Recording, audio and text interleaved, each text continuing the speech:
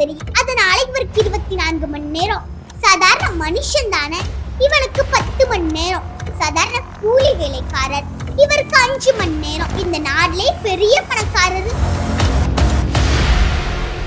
Benjamin Franklin மிகவும் அழகாக கூறியுள்ளார், உங்களுடைய நேரத்தை வீணடித்தால் 5 வருடத்தின் அருமை தெரிய வேண்டுமா? தேர்தல் தொற்று போன கட்சியிடம் கேட்டு பாருங்கள். ஊடகங்கள் படம் நடத்துகிறார்கள், நாடகம் நடத்துகிறார்கள், நிகழ்ச்சிகள் நடத்துகிறார்கள் என்று நாம் நினைக்கிறோம். ஆனால் இது அனைத்தும் நேரம் போதவில்லை என்பவர்கள் தன்னுடைய வாழ்க்கையை சரியாக திட்டமிடவில்லை. இவர்கள் இருவரும் காலச்சக்கரத்துக்குள்ளே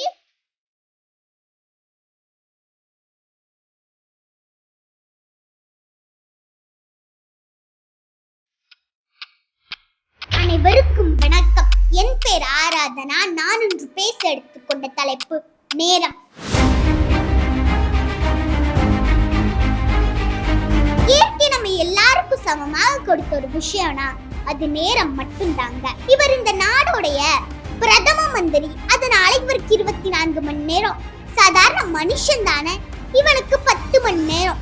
சாதாரண கூலி வேலைக்காரர், இவருக்கு 5 மணி நேரம். இந்த நாட்டிலே பெரிய பணக்காரர், இவருக்கு 30 மணி நேரம். அப்படி இல்லாம இயற்கை நம்ம எல்லாருக்கும் சமமாக கொடுத்த ஒரு விஷயம்னா அது நேரம் மட்டும்தாங்க. 5 வருடத்தின் அருமை தெரிய வேண்டுமா? தேர்தல் தொற்று போன கட்சியிடம் கேட்டு பாருங்கள். 1 வருடத்தின் அருமை தெரிய வேண்டுமா? தேர்தல் தொற்று போன மாணவரிடம் கேட்டு பாருங்கள். 1 மாதத்தின் அருமை தெரிய வேண்டுமா? குறைப்பிரசவத்தில் பிள்ளை பெற்ற தாயிடம் கேட்டு பாருங்கள்.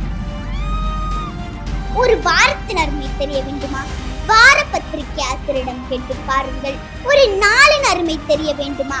கூலி வேலைக்காரரிடம் கேட்டு பாருங்கள். 1 மணி நேரத்தின் அருமை தெரிய வேண்டுமா? மருத்துவரிடம் கேட்டு பாருங்கள். 1 நிமிடத்தின் அருமை தெரிய வேண்டுமா? ரயிலையோ விமானத்தையோ தவறவிட்ட பயணியிடம் கேட்டு பாருங்கள். 1 வினாடியின் அருமை தெரிய வேண்டுமா? ஓட்டப்பந்தயத்தில் தோற்று போனவரிடம் கேட்டு பாருங்கள். சில பேர் நேரம் போகவில்லை என்கிறார்கள், சில பேர் நேரம் போதவில்லை என்கிறார்கள். நேரம் போதவில்லை என்பவர்கள் தன்னுடைய வாழ்க்கையை சரியாக திட்டமிடவில்லை. இவர்கள் இருவரும் காலச்சக்கரத்துக்குள்ளே சுற்றி கொண்டிருக்கிறார்கள். எவனொருவன் தன்னுடைய நேரத்தை சரியாக பயன்படுத்துகிறானோ அவனே வாழ்க்கையில் உயர்வான். ஊடகங்கள் படம் நடத்துகிறார்கள், நாடகம் நடத்துகிறார்கள், நிகழ்ச்சிகள் நடத்துகிறார்கள் என்று நாம் நினைக்கிறோம். ஆனால் இது அனைத்தும் நம்முடைய நேரத்தை நம்மிடமிருந்து பறிப்பதற்காக திட்டமிட்டு நடத்தும் செயல். பெஞ்சமின் பிராங்க்லின் மிகவும் அழகாக கூறியுள்ளார், உங்களுடைய நேரத்தை வீணடித்தால் உங்கள் வாழ்க்கையே வீணாகுவதற்கு சமம் என்று. யுஎஸ் கால்பந்து அணியுடைய பயிற்சியாளரிடம் கூறுகிறார்கள், ஏன் உங்கள் அணி தோற்று போனது என்று. அப்பொழுது அவர் சொல்றாரு, இன்னும் கொஞ்ச நேரத்துல தான் நாங்க ஜெயிச்சிருப்போம் அப்படின்னு.